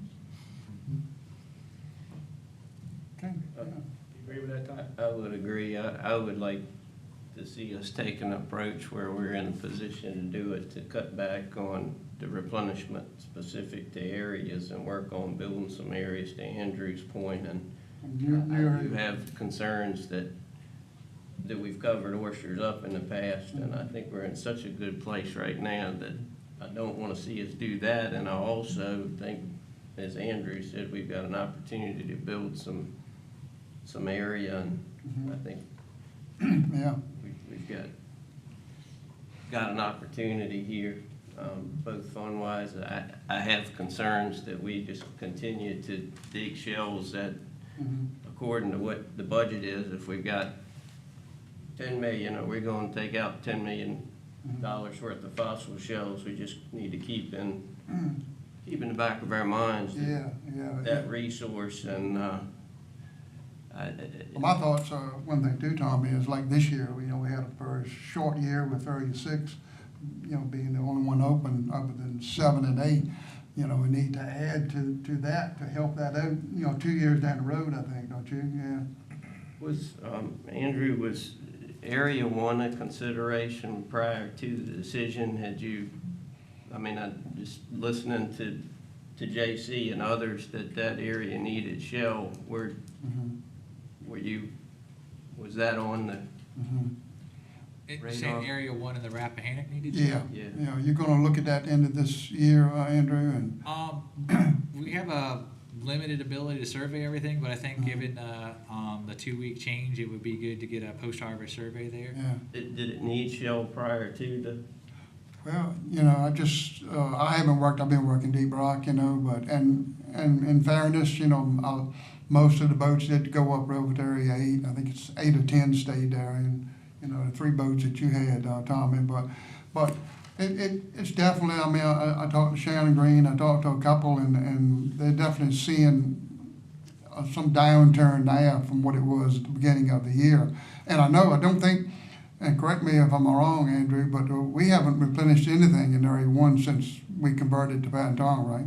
That's correct. I think definitely weren't any areas in the red. I think there was one area there, 2 areas, a little piece of Broad Creek, which is probably one of the most popular areas, was at Everybody at comes 9. to the chat, yeah. Yeah. But that still had over 10 markets and 30 smalls, and then a little piece of Butler's Hole there was, and that was it. So those are probably not areas where, at least Very big now. very big, and where we'd look at needing it. So there was only those 2 Well, my areas. concern is, once we have our 2 weeks of hand scrape there in March, what's that, how is that going to impact it? Are we going, is it not going to make an impact? Depends on how many boats actually come in and work, everybody works in one place, so if it's spread out, it's a lot of questions there, so I think we need to keep that in the back of our mind that it might be necessary to do something next year once we see what happens here in March. And just I guess give you some numbers there. There's roughly 120 acres we survey in Area 1, and like nothing is close to that 5, but 20 acres were below 10 out of that 120. Okay. Yeah, it's a huge area. It's probably, oyster-wise, I don't know. It is the biggest area we have, really, I guess, maybe other than 7. But, okay, all right. Any more discussion? Ben, you got anything on James Roby you'd like to suggest? Go with Plan A? Wayne? Everybody quiet over there. Taking it in, bud. I got you. Your Comico, Cone, is that everything okay up there? I think they had a pretty good year, and Cone in that area was Yeah. pretty productive. Yeah, Monica keeps me up to date up there. Mhm. Yeah. Okay. Lee, any thoughts? Yeah, that's what's been brought up. Okay. Adam? So just, one of the things that Ben just said is, we don't necessarily need to put more on Great Rock Comical Area 1. It's a good opportunity to shift these shells to maybe expand other areas. Are there priority areas from this committee that they have large user groups going from? They're seeing more of a demand from that area that we could look at prioritizing? Is there one or two rocks that instead of putting it there, like, hey, this would be a good opportunity to expand rather than just leaving it open-ended to expand? Do you have one or two, three priorities that you would like to see? I spoke earlier on Blackberry. Yeah, That's my Blackberry. thing. Blackberry, we talked. So 7 and Area 8, I didn't have a clue it was that many acres in Barad Kabar. And I just, sort of the marketability of the oysters as well as the, what's the absolute best recruitment might not always be the absolute best for marketability. So that, and that's my comments are sort of to Rich's point with Blackberry, any of that oyster up the river kind of sells itself as opposed to some of the other areas. Well, with 7 and 8, do we normally do seed there, or have we done some shell, some seed? Yeah, well, we've done some shell and some seed. I think Manaskin was one of the other areas we expanded on. There's definitely a room at Radico, and I think Punch Bowl, which is kind of a little piece of that, comes into Area 6 and Area 7, are areas that we could kind of expand into if that's a will of the committee. I think those we could look at. If we get a barge up the Rappahannock, we could probably get at least a chunk of all those areas done. Yeah, because I worked it a couple of years, but Wayne, didn't you say you were working Manaskin? I'm working Punch Bowl. Punch Bowl, okay. Because Manaskin, it's a long ways around that shoal there, It's a lot of area that could be planted, Bluffs too. Yeah, Bluff, yeah. It's a tremendous strike there. Yeah. Area 6, if staff has the ability or the time to maybe identify any more, I think, as we move towards Area 1 being more of a Patentong area and Area 6 being standalone, I mean, the recruitment there is strong, and as Andrew indicated, it's a lot of smalls. It looks good to see how we could enhance that area would be we don't know we're going to continue to see these fat sets, but they sure are. Right, okay. So anywhere we can fit them that's good in Upper Rappahannock is what it sounds like. It's pretty much from, Dole's point up that, yeah. I guess it's just the right salinity up there, I mean, it just grows pretty oyster, it's not backed up, and a lot of strike. I don't know where they come from, but. Yeah. It's amazing, Jeff could speak to it, but we're seeing market oysters now with spat on them that had to be November and December sets. So it's not only are we getting bigger sets, it seems like we're getting longer periods of time up there, which sort of puts us in the ballgame of what we've competed with in the Gulf for so many years. They got such strong sets over such a period of time, and so we're. Mentioned the water stayed so warm for so long. Well, I think the short durations has really helped diversifying the fleet, mostly, and really short rotations. I think that's the key to it, I mean, you go up and work it 2 months, and you'll see a big difference from a 1 month harvest, Well, on the seed and shell plan, I guess the other thing, and I know folks are sometimes hesitant to talk dollars and cents, but is there a price plan on shells or seed that this committee's not really comfortable with going higher than that? I mean, you talk about shell planting, and typically we're not paying much more than $550 on the high end of things. There's more funding. There's always a finite amount of shells available. Is there any I guess heartburn on if we have an opportunity to get a little bit more shell at a higher price? Is that a problem?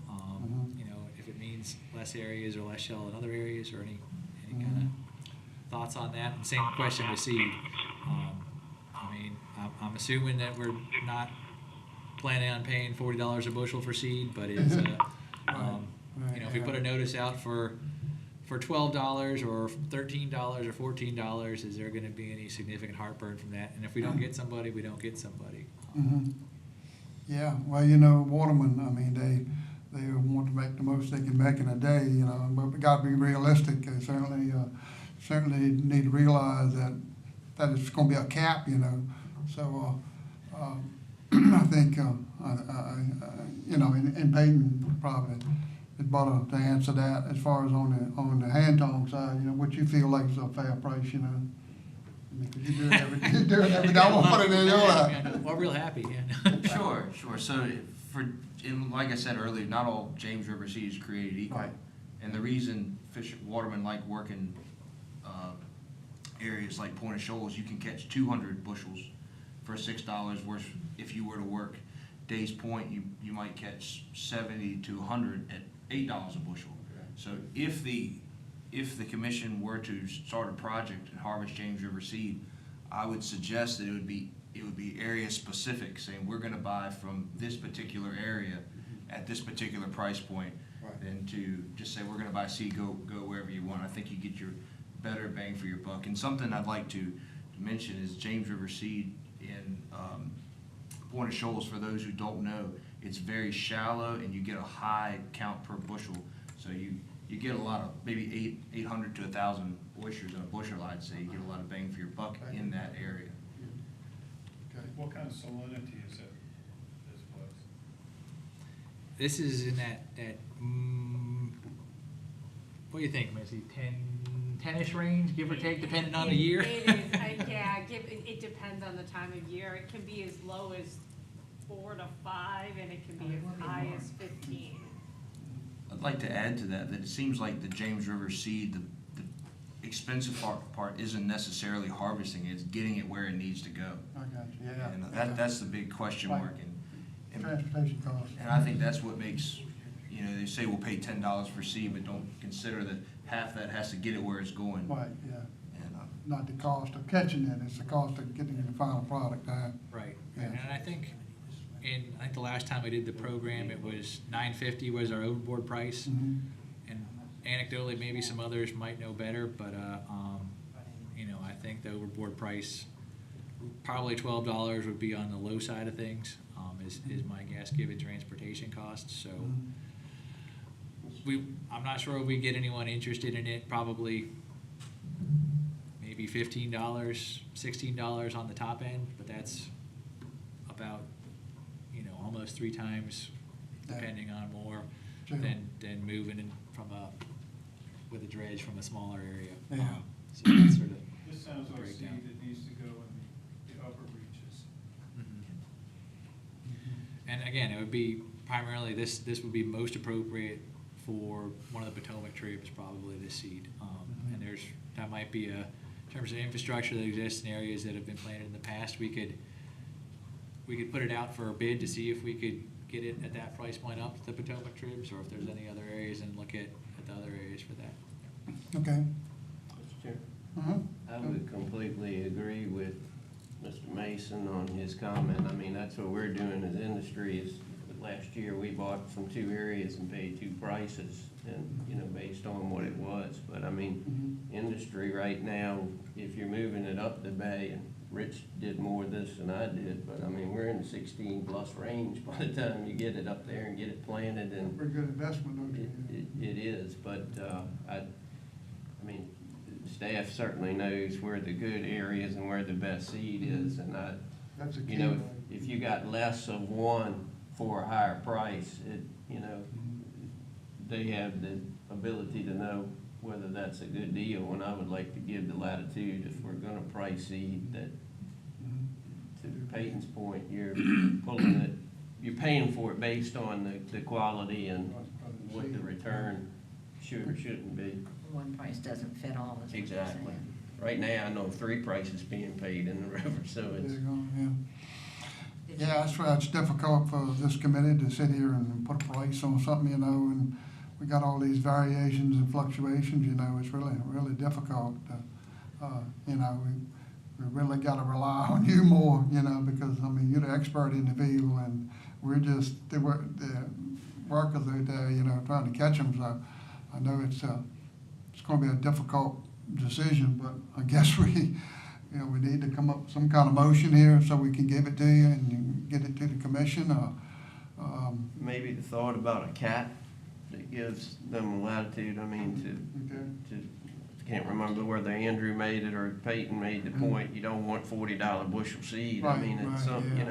make a cap that, Okay. if it works within that cap for staff to Yeah, what'd you say? negotiate a bid or an offer, then so be it. If it doesn't work, then What'd you say, 15, Andrew? I mean, other thing is, I don't wanna price anyone who wants seed out of the business, but I think that seems fairly reasonable, given what was just said there, so this is. Yeah, so all we can do is come up with a number, and That's the ceiling, it's not a one price fits all, we're saying up to, right? one member of the audience has done a fair amount of this for private people, just out of curiosity, Yeah. what the going price would be of seed delivered to a private person up, Right. in the upper Rappahannock, if we could hear from. Yeah, Jamie? Publicly negotiate a contract? I mean, it's a lot of different variances, because you're talking about a bunch of watermen going and shaft hauling seed and having to have somebody that's gonna be willing to tub them out at a dock and haul them up to Rappahannock and plant. Right. So it's gonna be a lot of different numbers than just talking somebody doing it for one buyer, bringing it himself up there and dropping it off. Yeah. Okay. So it's something really to think about, is that you're gonna have somebody that's gonna buy them and, be able to support that kind of money over that amount of time, and then still be able to deliver. Okay. Because they're gonna have to pay these watermen to wait anywhere from 30 to 60 days to get their money back as well. But $12 is normally just my going rate for going up the river. And that's still not being planted, Right. so that's just delivery. Okay, thank you, Jamie. And I mean, again, this will all be public, so, Right, yep. If we put these notices out and, we'll try to share it with the group and go, wait a minute, but, I think that might be enough to work on there, sort of Okay. So you need a motion? Yeah, if there's anything, you wanna approve sort of the outline there, that would be fine. Yeah. Well, I guess it's really gonna be hard to come up with. No, I That would be got you, generic. Daisy. I'll make the motion, that we take into consideration what input has been given about certain areas over and above to expand on what we saw tonight. Take that into consideration, it's in the minutes, and to try to get the best bang for the buck, as you have described, Andrew, by, if you're in an area and you have some left, having the discretionary to do that, and just, being able to make those decisions. And sticking with the areas that need it the most, that staff recommended. Okay, Mr. Combs? Prior to that, on the same side as the seed, I think the shell price needs to be capped at some price, and, not in favor of chasing other states or whatever, that we end up with, $11, $12 in shells is just absurd, so You wanna add that as a friendly amendment, or? I'm gonna abstain from this, and I'm not, and, we don't have intentions of selling house shells or a company, but I still think a prudent matter would be for me to disclose that we may or may not do any of this work, and I should not vote, or should not be involved in the, negotiation of a price on any of that work. Yeah, what would you have fossil shell at $6, I think, $4.50 to $6, Andrew? It depends on the area, but we generally aren't going over $6 overboard on. That's in past, right? Yep, and then usually it's closer to 3. So Okay. that's kind of where we've been on shell, is sort of in that. I think I would not feel comfortable probably in terms of state funding going over $6.50 for shell period, wherever it was going, would kind of probably be about kind of where it is. But if it was a very small project and it was only shell you could get, maybe. But I think with general funds, that would be I think yeah, $6 would probably be the max that we'd be probably comfortable with, and that would be on. We try to get most of it for much less than that. Yeah. Okay. All right. Beverly, you think that incorporates the Blackberry with discussion and all that? So I don't need to make a motion for that because ours incorporates all that in Right. there. Okay. And yeah, I've heard We can add to that we're talking about a $15 limit or thereabouts for seed and a $6 for shell. I mean, that's what you're saying, right? I think that seems, give or take a pennies here and there, that no one's going to get heartburn at 602, but we don't want to be paying 12 for shell and 40 Right. for seed kind of thing. Right, So that exactly, gives us sort of some parameters. And it isn't, we obviously won't be held to this. It's all public procurement, but that kind of gives staff an idea of no, maybe, and heck no kind of options. Yeah. Okay. All right, committee, we got a motion from Beverly. I don't know if I can get it straight, all of it, but essentially going with the plan that Andrew had discussed, putting a cap price on fossil shell, 3 to 650, moving shell out of the Great Wacomico to the Blackberry hang. What else can we add? I think we had some focused shell planting on Blackberry, Oratico, Yep. areas in Upper Rappahannock, and Okay. include that in there. Probably seed moving out of Great. Seed, okay, move seed, okay. Okay, I guess, looking for a second to the motion. Peyton? You second the motion, okay. Any more discussion? Okay, all those in favor, say aye. Aye. Opposed? Aye.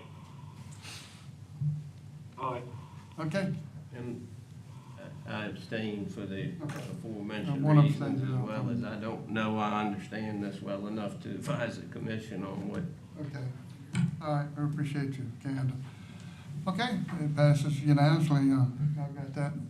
Hopefully we got it down where y'all can make some sense out of it. Yeah. Let's see, any public comment? Anybody in the public want to make a comment on anything?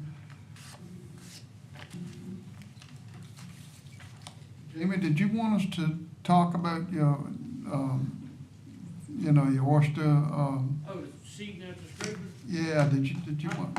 I just thought it was coming up to the last commission meeting. Yeah, no, I talked to you that day, and I knew it wasn't on the agenda, so I didn't know. Has that been passed in committee? Didn't we? I thought we. Yeah, y'all recommended Yeah. it. We recommended to You just it. think You know what we're talking about, right, Andrew? Yeah, but going out and catching, I guess, if I'm correct, Jamie, you want to catch 14 bushels, say, Catch 16 bushels of scrape, and then being able to go back and go seed with the hand tongs. okay. So you catch a clean cold and go in and then go back out and do that. That way we yeah. don't lose a buyer Right, okay. by just Okay, not. so if it's been before the committee, I mean, there's no sense in rehashing. I just thought maybe, I didn't know why it wasn't on the agenda, but maybe we can see that comes up here next commission meeting. Yeah, I think I wasn't at the last commission meeting, so I'm not sure if Adam, you had anything to say on it. Yeah. Okay. Any more discussion? I guess I think we're pretty much finished here, aren't we? I'd like to bring something up. Okay, Payne. We've been talking about Piankatank and Great Wacomico seeding areas for a couple of years. I wonder if we could just bring that for a discussion, maybe before the next season. Okay. If we're gonna move some seed or Yeah. whatever. Or Just market, yeah, or something, Either yeah. do it or start talking about it. Yeah, Andrew bathed us about 3 or 4 years ago, and he ain't come up to the plate yet. Okay, all right, yes, sir, come on up. Oh, that's Ty.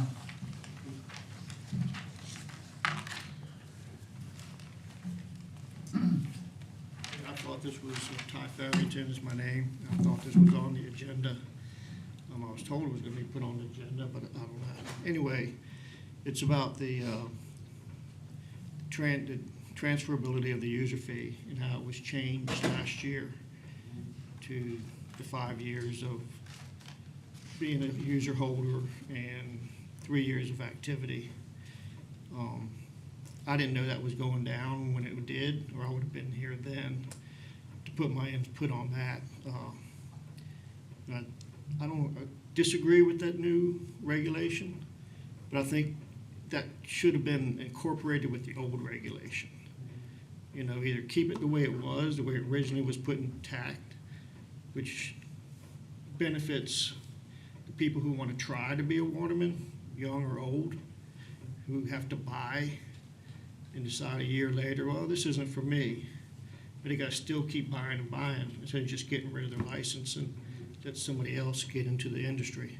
Or myself, if I try to keep a 3-man crew, so I keep a license in each man's name. So to work safely and to be productive year-round for 3 families, myself and 2 others, I keep a license in their name. And if one of them wants to go, or I want them to go, now I got to wait 5 years, you know, to transfer. Or if I make the transfer, I got to gamble for 5 years. And anybody who wants to get into it's got the same problem. Yeah. So, you know, I'm not asking for anything new. I'm just asking for the old way and the new way. And maybe do like what y'all had requested before with the 50 license a year or 10% of the whatever transferability a year. But like I said, I thought this was on the agenda. Yeah. I appreciate that. Just stay there for a minute. I want to comment because this committee did pass a different program agenda than what was passed at the commission. And I think everybody here knows that and realizes that. We beat this thing to death for 2-3 years. You know, we hashed it and tried to come up with something that was fair for older people and younger people, you know. And I thought we had a fair, we actually had a reduction to 20 days from 40 days with people 70 and over being able to sell their license with no qualifying time. And this committee thought that was fair, but evidently staff didn't, because staff changed it when it was presented to the commission, it was a 5-year plan as opposed to, you know, and in fairness, the death benefit and injury was the same, you know, that it was no change. That was the same thing that we voted on in committee, you know. The 5-year deal was actually the difference in it, you know, which I agree with. It extends it out into a fairly lengthy period of time. 5 years is a long time, you know, to have to wait, and, you know, so. That benefits the people who've already been in the industry. Yeah, right. You know, if somebody wants to get into it and can't commit to 5 years, they don't die, they're not medically, you know, disabled. They can't do anything with life. They just got to keep buying for 5 years and investing, even though they don't want to. Yeah. You know, and it's going to keep people from wanting to come into the industry. That it be somebody retiring or somebody coming out of high school. Yeah, I understand where you're coming from. Yeah. And it's going to keep me from keeping a full crew year-round, which is hard to do. Yeah. And I don't just want any old Joe Blow working on my boat. Yeah. You know, there's people, Lee, you know, Peyton, there's people I can work with and work around and feel comfortable. Yeah. But well, anyway, that's, like I said, I don't want anything new, but you shouldn't have took away, they shouldn't have took away the original guidelines. Yeah. They should have just incorporated another way to make it easier for the guy that's not full-time. Well, and that's why I commented as I did, because it doesn't do this committee any good to change something, to make a recommendation to do it, if staff's not going to have our support. I realize we're in an advisory committee, and we certainly don't expect everything that we pass, as they say it the same way. But when they go back before the commission meeting and they have time to sit down and review it, I can understand some changes. Maybe they see some numbers or figures that are different, you know. But I think it should be brought back to my feelings, and this is one reason Mr. George left his committee. When staff disagrees with what we have presented, then it should come back to committee before it goes to the commission, and we should rehash it again till we come with a conclusion. If they have a change that they didn't agree with us, then that's when we need to make a change. You know, when it goes to the commission, it should be final. We should know what's going on, and staff should know what's going on, so the commissioners can be fair and vote for it. And that's just my personal feelings, because I've seen it. I was disappointed in the way that was handled, and I know talking to a lot of our committee members, we didn't feel like it was handled right, you know, so, and I think everybody feels the same way. Well, I was told to go through due process, Yep. approach y'all. Well, it is, but what I'm saying is, it doesn't do us any good to come Discuss back, it any further. open it up again, if staff's not gonna approve it. Then, if they didn't approve it before, they're not gonna approve it now. I mean, what's changed since when we done it before, you know?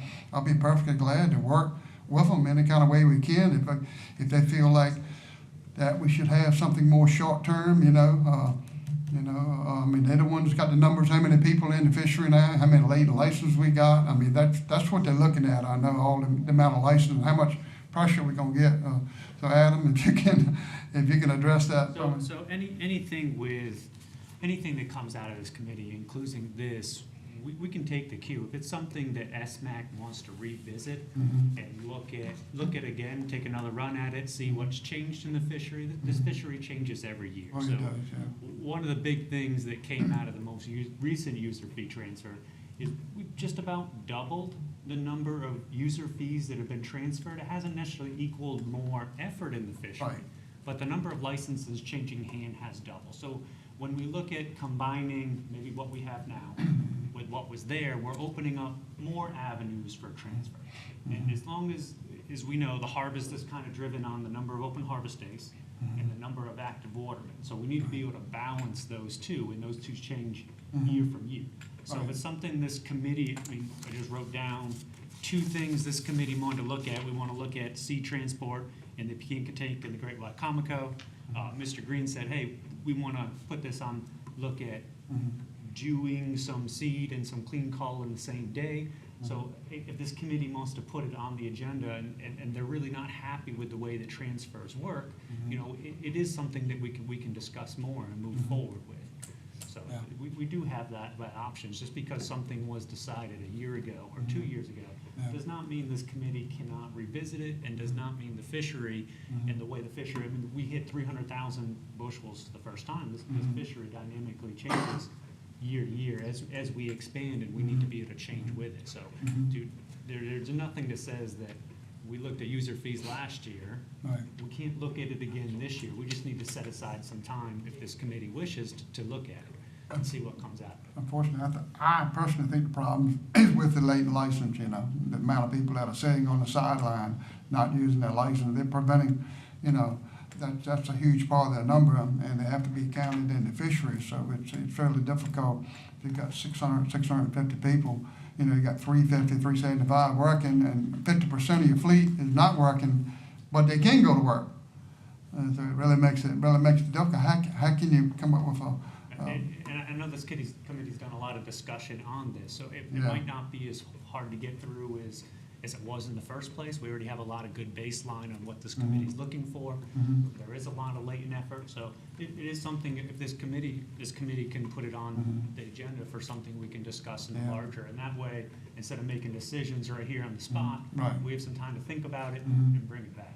Okay, well, let's do this then. Let's, at our next SMAC meeting, let's have the numbers for the amount of people that worked in the fishery this year. You know, when we closed that fishery in March or February, let's have the numbers for that, and the numbers of a latent effort, people that have a license that are sitting on the sideline not working. So that will give us a comparison and see where we stand, if we can make some adjustments to the license transfer procedure, you know. And I heard someone mention a cap. Maybe that's the direction this committee wants to go. Hey, we want to. Well, we recommended the cap too, and our SMAC recommendations before, you know, it's 50, maximum 50 people a year, and that wasn't taken into consideration. Like Adam just said, they've already doubled the transfer. You Yeah. know, common sense is telling you that people aren't buying somebody else's license to sit on sidelines. I know. These are people who are going active. Yeah. So there's more effort because of the easier way to transfer your license. Yeah.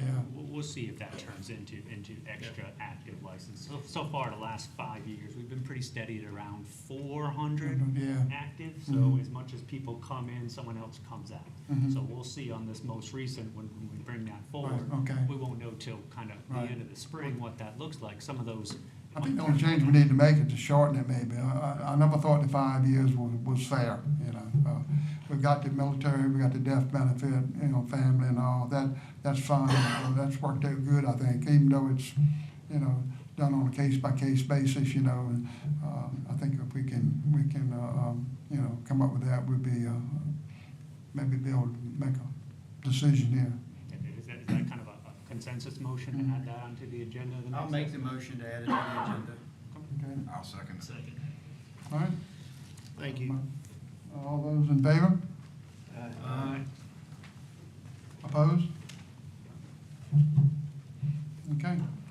Chairman, Mhm. I have one last open discussion before we leave. I think just for the minutes and to make a note, we're not buying the amount of oysters that we bought last year. We have not had the amount of boats. The market has not been favorable a lot of days, and the weather, we've lost more days weather to this point than we lost the entire season last year. So just to make it a note, if we do come back next year, that our harvest has gone down, that it's sort of like the COVID event. It's not a detriment to staff or to industry. It's market conditions, weather conditions, and honestly, it's in our case, it's several watermen that have had health issues or not been able to work. So it's a multitude of things. But I look for our harvest, if our numbers are indicative of what we've done in the past, to be down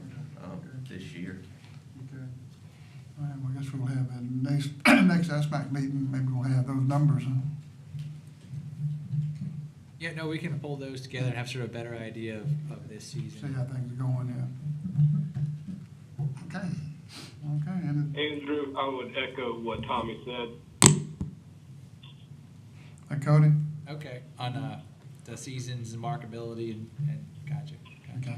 Just don't, Yeah. you know, Maryland is touting their horn of how many bushels they're catching and what they're doing. I had, you know, I don't see how they're doing it on 3 days a week, I tell you. you know, last year, their harvest, we've had some customers bring it to their attention, and actually had regulators that sent in an article, but, you know, I just don't want the headline to be that it's not fair to staff, it's not fair to industry, that the headline to be that, you know, the oyster, we had a record year last year, and this year it's plummeted. I won't say it's plummeted, but it's down. There's a lot more to the story than I think what the harvest is gonna show. Small area, I think the rotation had somewhat to do with it. I think that's part of it. On that note, you know, there was a headline, I guess, I think 2014, 15 or something like that, that harvest had dropped by like 40,000 bushels in the Commonwealth. And it ended up being preliminary data, and someone had reported numbers instead of bushels. Yeah. So it's one of those things that just keep that out there. Yeah, I'm agree with Tommy, and I mean, I looked back on our records, we had 1 day from weather the whole year, 1 day. We lost more days in the extension last year than we lost for the entire season, literally. Okay, all right, anybody got anything else? Okay, look for a motion to dismiss. So, mate. Mr. Kellum made a motion, we dismiss, I hear a second. No discussion on that, I don't think. All right. Is adjourned. All right. Thank you all for your time there.